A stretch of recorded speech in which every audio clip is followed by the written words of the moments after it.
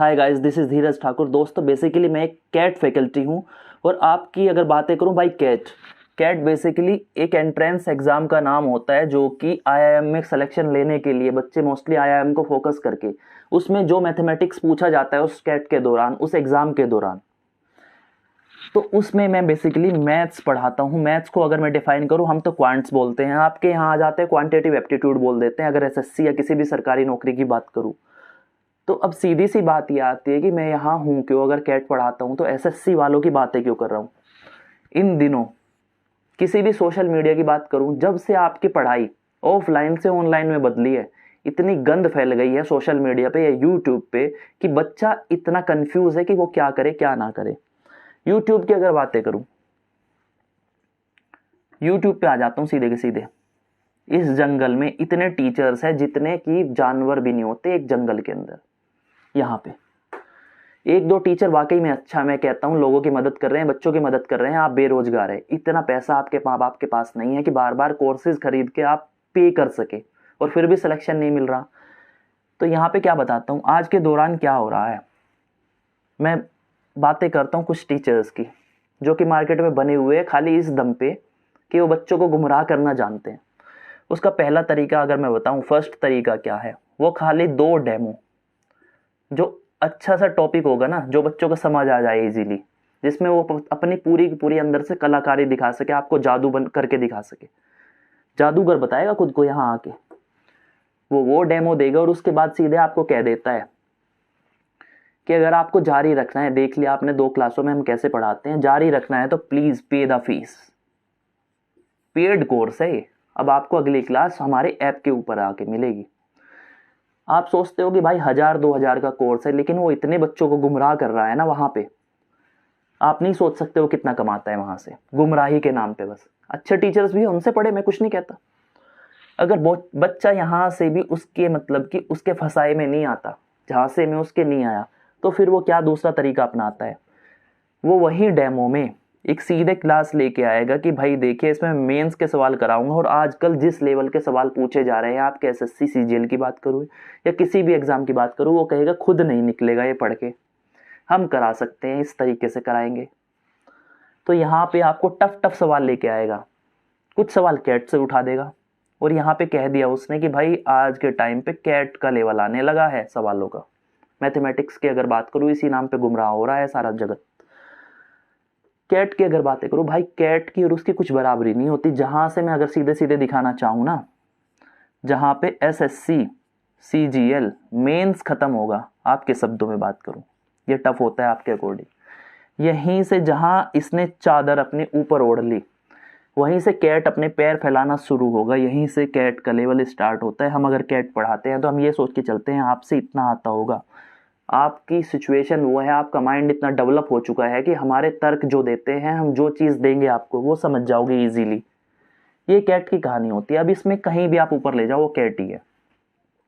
वो फंसाता है यहाँ पे पढ़ने वाले बच्चों को, यहाँ पे फंसा लेता है उनको जिनसे कुछ नहीं आता है, जो बेसिकली अभी तैयारी करना स्टार्ट किए।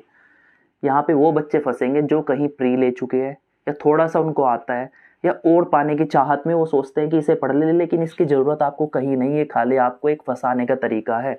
वो एक दुकान है उनकी, जितने बच्चों का एडमिशन देंगे भाई उतना ही पैसा आएगा।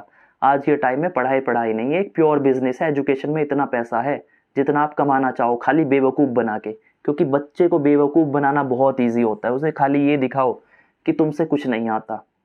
जिस दिन उसे एहसास हो गया कि तुमसे कुछ नहीं आता, उसका कॉन्फिडेंस चला जाएगा नीचे, और कॉन्फिडेंस नीचे आते ही फिर उसे जैसे चाहो लपेट लो, प्री कह के मेंस कह के गोल गोल जलेबी में उसको उलझा लो।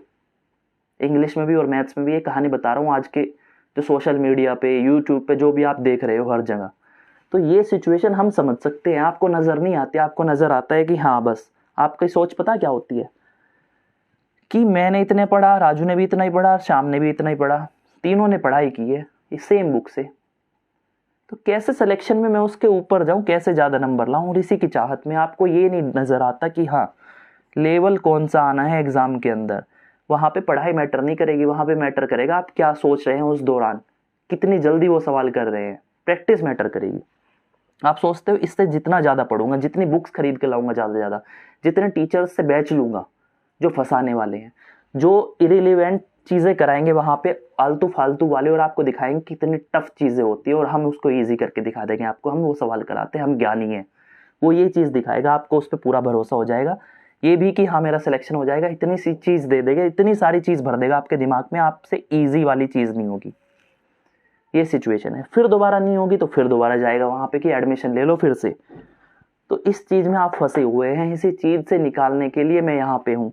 अब इतनी रामायण तो मैंने सुना दी, मेरा भी गला थोड़ा सा थक गया, हालांकि मेरा गला थोड़ा ख़राब है, लेकिन फिर भी मेरे को ये सिचुएशन देख के बड़ा ही दुख होता है। कई दिनों से सोच रहा था, कई महीनों से सोचा मैंने कि यार ये प्रोटेस्ट कर रहे हैं, इतने सारे बच्चों ने प्रोटेस्ट किया एसएससी के, किसी ने भी कुछ, किसी ने नहीं सुना। तो मैं आज के दौर में भाई देखिए कि पैसा किसी के पास नहीं है, कोरोना फैला था, हर किसी की सिचुएशन मुझे अवेलेबल, मतलब कि जानता हूँ मैं कैसी है। किसी के माँ बाप के पास इतना पैसा नहीं बार बार उसको जला सके, उसको फूंक सके हर चीज़ के ऊपर। खाना खाना मुश्किल हो गया है इस दौर में। तुम तो कहते हो कि हाँ दूसरा कोर्स ले लो, तीसरा ले लो। मैं पढ़ाता हूँ बेसिकली मैथ्स कैट के अंदर। अब आता हूँ काम के मुद्दे पे, एसएससी की बात करता हूँ। एसएससी मेंस मेरा टारगेट है। यहाँ पे जो बच्चे पढ़ने वाले हो, इस वीडियो को अगर देखे सीधे आ जाना। यहाँ से बिल्कुल जीरो लेवल, क्या -1 लेवल से लेके चलूंगा, जिनसे प्लस माइनस भी नहीं आता, और हर चीज़ हर रंग दिखाते हुए लेके चलूंगा। फ्री ऑफ कॉस्ट की अगर बात करूँ, बिल्कुल चीज़ें आपके सामने होगी, कभी कोई भी क्लास मिस नहीं होगी, हर चीज़ डिटेल में चलेगी। और कैट वाला जलवा दिखाऊंगा यहाँ पे, अगर आप इंटरेस्टेड है कि आपको कैट वाले ही सवाल देखने हैं। पहले प्री बताऊंगा, फिर मेंस में उठा के ले जाऊंगा, फिर उसके बाद कहोगे आप में हिम्मत रही तो फिर कैट के अंदर उलझा दूंगा जाके, लेकिन फ्री ऑफ कॉस्ट। अगर आपको बताया जाता है कैट के सवाल आते हैं तो कैट की फैकल्टी से क्यों नहीं पढ़ते? क्यों उलझे हुए हो यहाँ पे? क्यों बार बार फीस पे कर रहे हो एक ही चीज़ के लिए? अगर सिलेक्शन होना होता तो अब तक हो जाता। 5 साल से तैयारी कर रहे हो, क्या आप में कमियां हैं? कोई गिनवाए तो। अब आपसे एक छोटा सा सवाल पूछूंगा कि भाई एक कैट का बच्चा है और एक एसएससी। एसएससी बेसिकली आजकल चला हुआ है, कोई भी सरकारी नौकरी की तैयारी करता है तो एसएससी सबसे टॉप पे माना जाता है कि भाई एसएससी तो उसे पढ़ना ही है, कुछ पीओ वगैरह के लिए पढ़ने लगते हैं। तो एक कैट के बच्चे और एसएससी के बच्चे के अंदर क्या बेसिकली डिफरेंस है? ये सिलेक्शन इजीली ले लेता है आपके मैथ के और इंग्लिश के दम पे, क्योंकि इसका मैथ और इंग्लिश माशाल्लाह होता है बिल्कुल गजब वाला, तभी इनको आईआईएम यहाँ पे मिल पाता है। आईआईएम की बात करूँ, आईआईएम आप जानते होंगे बेसिकली क्या चीज़ है, कौन कराता है और कैसे कराता है। एसएससी की बात करता हूँ, ये बच्चा क्यों सिलेक्शन नहीं ले पाता? क्यों इसका रेट बेसिकली 0.0001%? क्या ये तो बहुत ज़्यादा हो गया, इतने % सिलेक्शन मिलता है आखिर क्यों? इतना पढ़ने के बाद टीचर्स को बेसिकली आप एक चीज़ समझिए, जितना ज़्यादा कंपटीशन होगा, जितनी ज़्यादा मतलब कि जितनी कम सीट निकलेगी, उतना ही ज़्यादा कंपटीशन ज़्यादा हो जाएगा, उतने ही ज़्यादा बच्चे आएंगे आपके इंस्टीट्यूट्स वालों के पास। वो भी कब? हालांकि अभी नौकरी कम हो रही है, बच्चों का क्रेज़ थोड़ा कम हुआ है, लेकिन अगर ये डराएगा नहीं टीचर इन बच्चों को यहाँ पे, तो भाई एडमिशन कैसे लेगा? तो डराया इसलिए जाता है। ये एक प्योर बिजनेस है आज के टाइम में, education is a pure business. ये आपको समझना होगा, जिस दिन समझ गए उसी दिन सिलेक्शन है। अब इनके बीच डिफरेंस की बातें कर रहा था भाई, ये जो है ना, इसको अपना एम पता है, इसे पता है कि तुझे सिलेक्शन लेना है 1 साल के अंदर। इसका टारगेट इधर उधर कहीं नहीं है बिल्कुल। इसका क्या होता है, ये 10 एग्जाम देता है, इसे अपना टारगेट ही नहीं पता कि तुझे एसएससी में सीजीएल लेना है, सीएचएसएल लेना है, या कोई स्टेट गवर्नमेंट एग्जाम्स देने हैं, या पुलिस में जाना है, कहीं भी जाना है, इसको कुछ नहीं पता। ये कभी हिंदी पढ़ने लगता है, कभी इंग्लिश पढ़ने लगता है, किसी एग्जाम में हिंदी आती है, किसी में इंग्लिश आती है, स्टेट्स के अंदर चला जाता है हिंदी पूछ लेता है, यहीं पे सेंटर में आ जाता है इंग्लिश पूछने लगता है, सीजीएल में घुस गया मैथ्स और इंग्लिश पे जोर हो जाता है। तो भाई आखिर करे क्या? तुम तो एम लेस हो सीधे के सीधे, फिर बाद में कहते हो हमारा सिलेक्शन नहीं हुआ। तो यही चीज़ बताने के लिए इसको अपने ऊपर पूरा कॉन्फिडेंस है। ये बच्चे ये अलग होते हैं, आपने भी अगर देखे होंगे आईआईएम बच्चे, आईआईटी बच्चे। आईआईटी वैसे बेसिकली उस टाइप के नहीं होते। अगर आप आईआईएम वाले जाए, एमबीए वाले जाए, लेकिन हाँ अच्छे रेप्यूटेड इंस्टीट्यूट वाले, जो अच्छी फैमिली से बिलोंग करते हैं, जिनकी दिमाग की नसें वहाँ तक खुल चुकी है ताकि वो खुद को ऑब्जर्व कर सके और खुद के अपने नियमों को बना सके। ये बेसिकली क्या दिखते हैं? कूल दिखते हैं, किसी भी सिचुएशन को खुद पे हावी नहीं होने देते, दुनिया के हर फील्ड की नॉलेज रखते हैं, कौन सी मूवी कब आ रही है, कौन सा कैरेक्टर कहाँ है मूवीज के अंदर, हर चीज़, विदेशों में क्या हो रहा है, किसी भी फील्ड में पूछ लो वो भी इंग्लिश में बोलेगा। ये इस तरह का अवेयर बच्चा है जो कि अपने ऊपर माइंड पे प्रेशर नहीं लेता, उसे पता है कि मुझे कहाँ जाना है, बस उस डायरेक्शन में दौड़ता है। आप 1000 डायरेक्शन अपनी बना के चलते हैं, इसलिए सफल नहीं होते। ये डिफरेंस होता है बेसिकली एक कैट और एसएससी या किसी भी सरकारी नौकरी की तैयारी करने वाले बच्चों में। अब चलिए बात करते हैं उस एग्जाम की जो कि आपके सर पे है अभी, सरकारी नौकरी का। भाई आपका कुछ भी एग्जाम हो, मैंने बेसिकली ये CHSL लेके बनाया है जो कि 12th बेस पे एसएससी कंडक्ट कराती है। एसएससी करा तो रही है, आपकी डेट्स भी आ गई, लेकिन कोरोना की वजह से मे भी ये डिले हो जाए। इसमें बात करता हूँ, मैं बातें करता हूँ, आपने कितना भी पढ़ा हो, 10%, 20%, 50 या 100, आप कितने भी धुरंधर है, मैं 20% आपका मान के चलता हूँ। आपको 20% सिलेबस, मतलब कि सिलेबस नहीं, नॉलेज है अपने सब्जेक्ट्स की। जो 4 सब्जेक्ट आपके पूछे जाते हैं उनकी 20% आपको नॉलेज है। भाई देखिए, ये मैटर नहीं रखता चाहे किसी को 100% ज्ञान भी हो, किताबें उसने कितनी चाटी हो, कितना ही किताबी कीड़ा हो, कोई मैटर नहीं रखता। आपने 1000 एग्जाम्पल देखे होंगे कि दिन रात किताबी कीड़ा बन के घुसा रहता है यहाँ पे किताबें पढ़ने में। एग्जाम होता है, एग्जाम हॉल के अंदर बैठते उसकी बत्ती गुल हो जाती है, सिलेक्शन होता नहीं। इसी के दूसरी साइड देखता हूँ, एक कूल बच्चा है, फुल मस्ती काटता है, घूमता है, फिरता है, किसी चाहने वाले के साथ भी जाता है, लेकिन पढ़ाई भी करता है एग्जैक्ट टाइम पे। ये नहीं कि अपने पढ़ाई वाले टाइम को बिल्कुल वेस्ट नहीं करेगा, ये वो बच्चा होता है, पूरे मजे लेता है, लेकिन एग्जाम का प्रेशर नहीं लेता। आपके सिलेक्शन के बीच आपकी पढ़ाई से ज़्यादा जो आपका दिमाग सोचता है, जो आपकी कंडीशंस है, आप अपने दिमाग को कैसे चलाते हो, दिल को कैसे चलाते हो उस सिचुएशन में, उन कंडीशंस को, उन सिचुएशंस को अपने ऊपर हावी होने देते हो या नहीं होने देते, वही मैटर रखता है। ये 20%, मतलब कि अगर बात कर दो भाई सीधी की सीधी, 40% आपकी पढ़ाई मैटर करती है, ये होती है पढ़ाई, और 60% आपका वो सिचुएशन में माइंड और दिल दिमाग कैसा चलेगा वो मैटर करेगा। यहीं से सिलेक्शन मिलता है। ये कितनी कर लिया आपने, 100% भी पढ़ के गए लेकिन उस सिचुएशन में फंस गए, एक सवाल नहीं हुआ, वही आपका माइंड डिस्टर्ब कर देगा यहाँ पर 60% वाला। लेकिन इस बच्चे का क्या है, जो एक कूल वाला कहा जाता है, जो सिलेक्शन लेके आता है। कभी कभी ऐसे बच्चे देखे जाते हैं कि पढ़ते बिल्कुल नहीं, और जब सिलेक्शन हो जाता है हम कहते हैं यार ये तो पढ़ता भी नहीं था, कुछ नहीं आता था, इसका कैसे हो गया। बस इसलिए क्योंकि वो किताबी कीड़ा नहीं, उसे अपने इमोशंस कंट्रोल करने आते हैं, उसको उस सिचुएशन से लड़ना आता है, कैसे उसे टैकल करूं। वहां पे यही सिलेक्शन का असली रूल है। यही कैट वाले बच्चों के साथ हुआ था जो मैंने अभी बताया, कि वो बच्चे सिचुएशन को अपने ऊपर हावी नहीं होने देते। वो सोच के चलते ही नहीं कि सिलेक्शन होगा, बिल्कुल 100% होगा। तुम्हारे साथ क्या है, सोच के जाते हो लास्ट मौका है, करना या मरना। जब कुछ नहीं होता लास्ट में तुक्के लगा दूंगा, हो जाती है आपकी गाड़ी पलट जाएगी, सीधे के सीधे आप सेलेक्ट नहीं होंगे वहां पे। अब बात आती है आपको एग्जाम से पहले आखिर क्या करना है कि आपका सिलेक्शन हो जाए। आपने जितना पढ़ा मेरे को नहीं पूछना ना, मुझे यहाँ पे कुछ पढ़ाना आपको कि भाई ये पढ़ो, आपका सिलेक्शन हो जाएगा। मैं सीधे सीधे कहता हूं कि जितना भी पढ़ लिया एग्जाम से 2 दिन पहले, 2 days बिफोर की अगर बात करूं, 2 days बिफोर, ये जो बुक्स होती है ना, बुक्स होती है, नोट्स होते हैं, या कुछ भी होता है आपके पढ़ने की कुछ भी सामग्री है, भाई ताला लगा के उसे आराम से ट्रंक में बंद कर दो। ठीक है, सूटकेस में बंद करके रख दो उसको, बिल्कुल नहीं देखना, किताब की शक्ल भी नहीं दिखनी चाहिए आपको।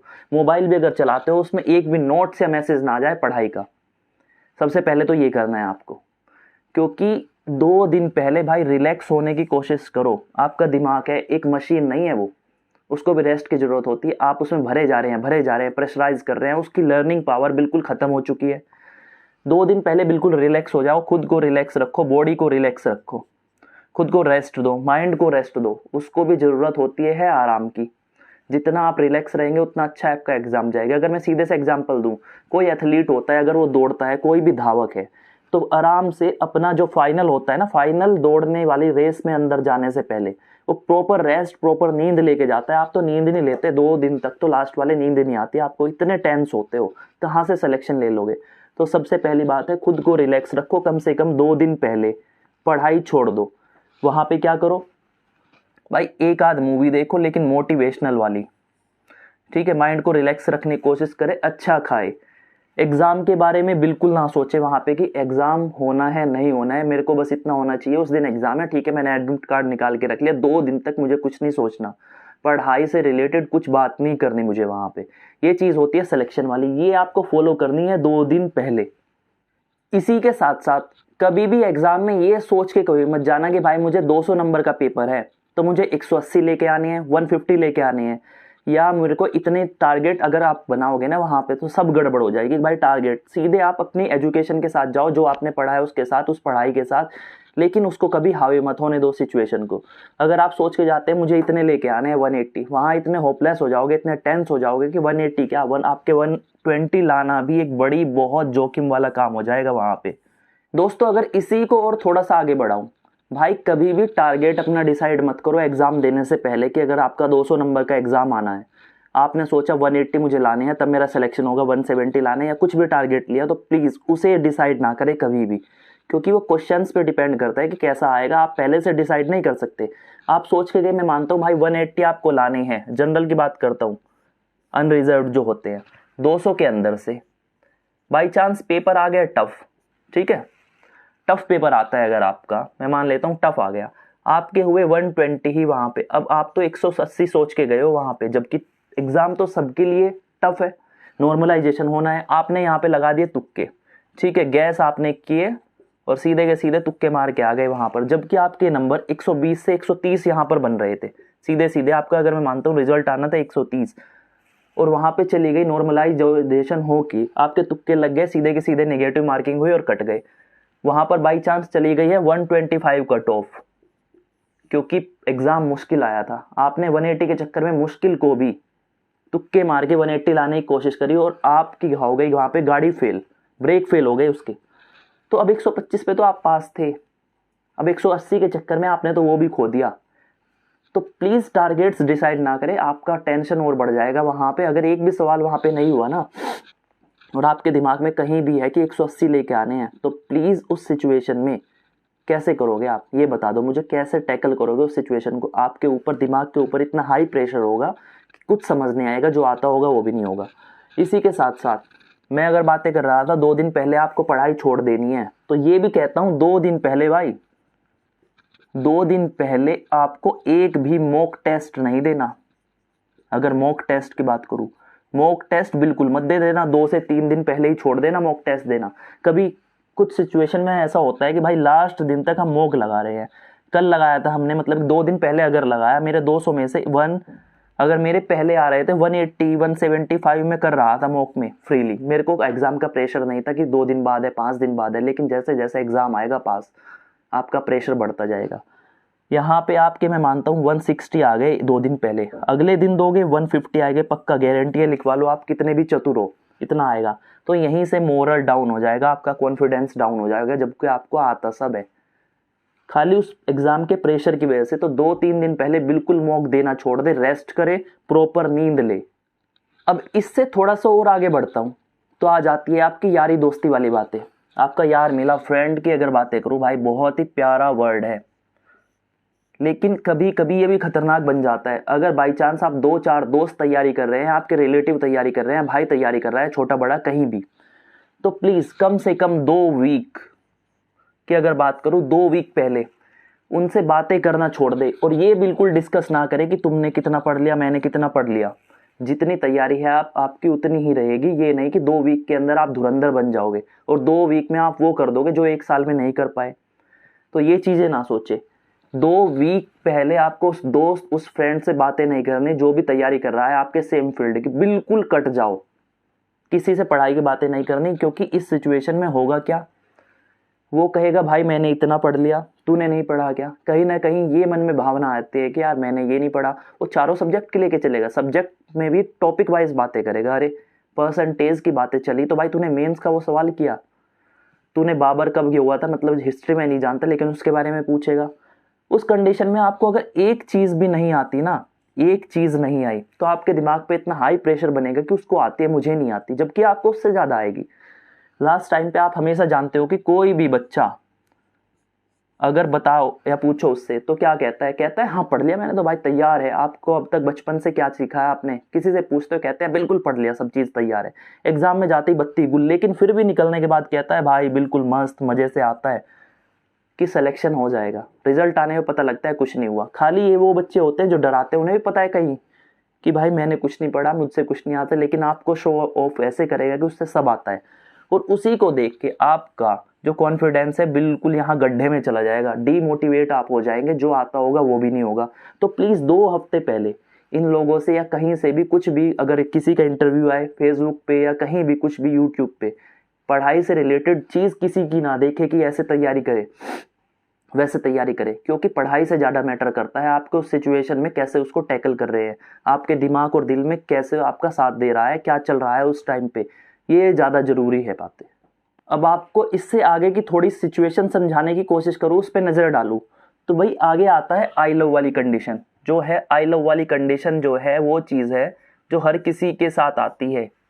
आपके 4 सेक्शन है एग्ज़ाम में, हर बच्चे की सिचुएशन एक जैसे नहीं होती, किसी का मैथ स्ट्रांग होता है, किसी की इंग्लिश, जो पार्ट उसका स्ट्रांग होता है, जो चीज़ स्ट्रांग है वो उसी पे सबसे ज़्यादा फोकस करता है, बिल्कुल मुस्कुरा के करेगा। ठीक है, जब मैथ की बात होगी, अगर इसका मैथ स्ट्रांग है, हम लेके चलते हैं मैथ्स आपका स्ट्रांग है, बिल्कुल माशाल्लाह, आप बिल्कुल खुश हो मैथ्स को लेके, उसके सामने आप तीनों सेक्शन भूल जाते हो। आप एक बुक से, 2 बुक से, 4 बुक से एक ही चैप्टर लगाते हो, परसेंटेज पढ़ रहे हो तो 4 बुक से 4 राइटर की पढ़ ली, बिल्कुल धुरंधर बन गए मैथ्स के अंदर। और सोच के एग्जाम में जाते हो कि सीधे सीधे भाई, अगर मेरे कितने सवाल आते हैं आपके, शायद 25 आते होंगे मैथ्स के अंदर, अगर 25 सवाल आते हैं तो 25 के 25 करके आऊंगा, क्योंकि मैंने बहुत तैयारी करी है दिल से। कहीं ना कहीं दिल में ईगो होता है कि मैथ्स के 25 सवाल करूंगा। अब आ जाता है वो कयामत की रात बीतती है आपके एग्जाम से पहले, और आ जाता है आपका एग्जाम में जाके बैठता है, सबसे पहले मैथ का सवाल जहां भी देखता है करना स्टार्ट, ये भी नहीं देखता हल्का आया है, मुश्किल आया है, कैसा है, इजी है, किस लेवल का है। उसने स्टार्ट किया, वो कसम खा के आया है 25 सवाल मैथ के करूंगा। वो ऐसे लगता है कोई भी सवाल नहीं हुआ, 25 में से एक सवाल नहीं हो रहा तो वो उस पर लगा रहेगा। भाई क्यों लगे उस सवाल पे? ये सवाल वो है क्या जिसे सोल्व करने पे आपको बहू मिल जाएगी? कोई आपका नाम नहीं गाने वाला। इस सिचुएशन में स्मार्टली वर्क करो। बाकी जो 3 सेक्शन बचे हुए हैं उन्हें कौन करेगा? अगर मैथ्स के अंदर ही आप सारा टाइम अपना वेस्ट कर दोगे तो प्लीज आई लव वाली सिचुएशन से बचे, क्योंकि आई लव वाली सिचुएशन वो है जो आपका एग्जाम में सब चीज खराब करा देगी। और वहां पे क्या होगा, 3 सेक्शन जो बचे हुए हैं, मान लेता हूं मैं मैथ्स में ही इसने कम से कम 40 मिनट ले लिए, भाई 40 मिनट तो ले लिए तूने, लेकिन जो 3 सेक्शन बचे हैं उसमें अब क्या तुक्के मारेगा, और तुक्का मारते ही आप हो जाते हैं सिलेक्शन से बाहर। सीधे फेंक देगी एसएससी बाहर निकाल के कि हटो, हाँ आपकी जरूरत नहीं है, आपके भविष्य की अच्छी कामना रखेंगे हम। आई लव वाली कंडीशन से अगर थोड़ा सा आगे बढ़ा तो मुझे मिल जाते हैं भाई साहब टाइम फ्रेम जी मिल जाते हैं कहीं रास्ते में। ये क्या चीज है? टाइम फ्रेम है बेसिकली कि आपको जितना टाइम मिला है एग्जाम करने के लिए, भाई उतने विद इन उस टाइम में, मतलब कि विद इन दैट टाइम आप एलिजिबल है उस चीज को करने में या नहीं।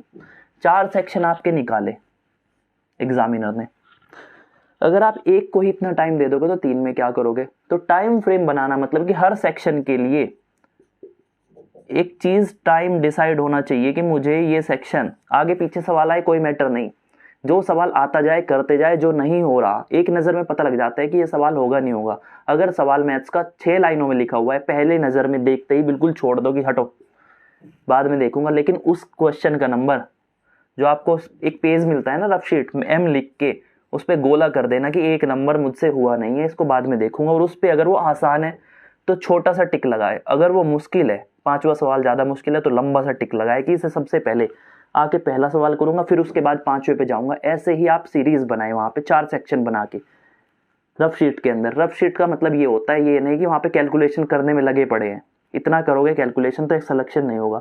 टाइम फ्रेम, अब इसी पे बात करता हूँ। भाई आपने सबने प्यार भी किया होगा, कोई ना कोई आपकी जिंदगी में कुछ ऐसा होगा जिसे देखते ही आपकी आंखों का नूर बढ़ जाता है। मैं मानता हूं कि ये उसके नूर वाली 5 PM मतलब कि शाम को 5 बजे ट्यूशन जाती है, तो ये क्या सुबह से शाम तक वहीं खड़ा रहेगा उसके बाहर घर के? उसके पापा इतने जूते मारेगा उसे कि भाई क्यों खड़ा है?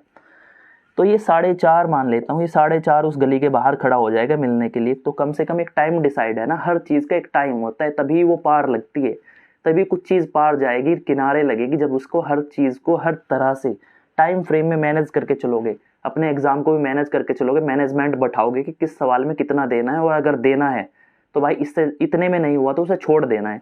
ये थी टाइम फ्रेम वाली बात। भाई जिसने एक्यूरेसी के साथ विद इन टाइम फ्रेम वो चीज नहीं की, वो सिलेक्शन से बाहर हो जाएगा। एसएससी बेसिकली यही चीज मांगेगी आपसे। अब वो चीज बच जाती है जो हर किसी के साथ जुड़ी हुई है। भाई एक होता है, अगर मैं भी कभी बच्चा था, मैं एग्जाम देता था, मेरे साथ भी हुआ है, सीधे जानता हूं, ये है हड़बड़ाहट, इसी को हम कहते हैं डर, इसी को कह दे फियर, एग्जाम का फियर कह दे या कोई सा भी फियर कह दे, ये आपकी सबसे चीज खराब कर देगा, हर चीज हर सिचुएशन को अगर आपके अंदर है। इसीलिए मैंने कहा कि कम से कम 7 दिन पहले तो किसी भी दोस्तों से, अपने चाहने वालों से या जो तैयारी कर रहे हैं उनसे बातें मत करो एग्जाम से, बिल्कुल अकेले जियो वो 7 दिन। 2 दिन पहले बिल्कुल भाई पढ़ाई छोड़ दो, मतलब पढ़ना छोड़ दो, बुक्स को छोड़ दो, आराम से एक जगह रख दो, उनकी शक्ल मत देखना, मोबाइल में भी पढ़ाई की चीजें मत खोजना, जो ग्रुप्स है आपके उन्हें भी बंद कर देना जिसमें पढ़ाई के मैसेज आते हैं कुछ भी रिलेटेड।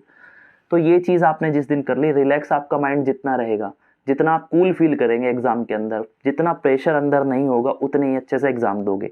ये तो थी आपके वो वाली बात है कि आपको करना क्या है वहां तक। अब कयामत की रात आती है भाई, ठीक है, वो रात आ गई जिससे अगले ही दिन एग्जाम है आपका। वो कयामत की रात बीत भी जाती है, कुछ को नींद आती है कुछ को नहीं, लेकिन आपको आएगी अगर टेंशन फ्री रहोगे। जितने आराम से नींद आएगी उतना ही अच्छा पेपर जाने वाला। रात भर सोए नहीं हो, कैसे एग्जाम दे दोगे भाई? थकी हुई आंखों से एग्जाम नहीं दिया जाता, या टेंशन में एग्जाम नहीं दिया जाता, इसीलिए सिलेक्शन नहीं होता। अब मैं मानता हूँ ये बीत गई और वो एग्जाम का वो पल आ चुका। मैंने माना कि सीधे 10 बजे अगर आपके 10 AM एग्जाम स्टार्ट होना है और आपका एंट्री का टाइम कितना है, अगर गेट एंट्री की बात करूं 9 बजे करते हैं, 9 बजे होता होगा, ठीक है, इसके 1 घंटा पहले। तो इसमें अगर इसमें खेलो भाई, वो सिचुएशन क्या है, उस दिन जिस दिन एग्जाम होगा, राम भी पेपर देना जाएगा, राहुल भी जाएगा, सीता भी जाएगी, गीता भी जाएगी, हर कोई जा रहा है, कोई रिक्शा से, कोई मेट्रो से, कोई बस से। तो वहां कुछ ऐसे नमूने मिलेंगे, कुछ ऐसे अजीब इंसान मिलेगा, अलग ही ग्रह के प्राणी होते हैं वो, कि भाई बुक खोल के बैठे हुए होंगे अपने हाथों में और दे दनादन कोई GS, कोई साइंस, कोई कुछ भी, मतलब करंट अफेयर पढ़ते जा रहे हैं। अब इनसे क्या दिखाना चाहता हूं भाई, जब तुम अब तक 1 साल में, 2 साल में, 5 साल की भी तैयारी करते हैं SSC वाले, तो जब आज तक नहीं पढ़ पाए, इस 1 घंटे में क्या तुम जंग जीत लोगे? वो कुछ नहीं होने वाला। तो प्लीज ऐसे बच्चों से सावधान रहिए, ऐसे बच्चे आपको खूब दिखाई देंगे, उनके नजदीक ना जाए और ये सोचे भी ना कि वो पढ़ रहे हैं, ये सोचना ये साले पागल है, कि ये पागल है, इनसे कुछ नहीं आता, आज तक नहीं पढ़ा तो अब क्या पढ़ लेगा आधे घंटे में। इनसे बिल्कुल इग्नोर होके, मतलब कि कट के चले जाना आराम से। एग्जाम सेंटर पे आप पहुंच गए, ये है एग्जाम सेंटर, यहाँ पे भीड़ लगी हुई होगी इन नमूनों की, इनके भाई भी उसी ग्रह के प्राणी या दूसरे ग्रह के मोटी मोटी बुक्स लेके खोल के पढ़ रहे होंगे।